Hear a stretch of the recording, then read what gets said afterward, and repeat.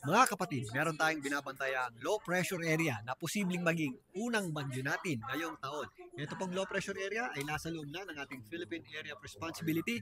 Huli po yung namataan ng pag-asa sa line around 945 kilometers east o silangang bahagi ng Eastern Visayas. Ito po ay dadaan dito sa mainit na karagatan ng East Philippine Sea, kaya inaasahan po natin ang posibleng paglakas nito ngayong darating na weekend.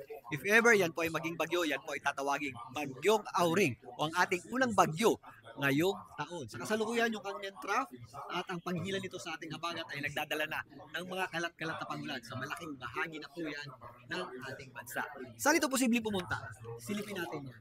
Base dito sa ensemble forecast track ng GFS, ito po ay magre-recurve at dadaan nga dito sa eastern section ng East Philippine Sea patungo dito sa southern portion ng Japan or dito sa area ng Taiwan. Pero sa ngayon, ito po ay malayo pa at medyo mahina pa, so magiging erratic pa ang pagkilos nito.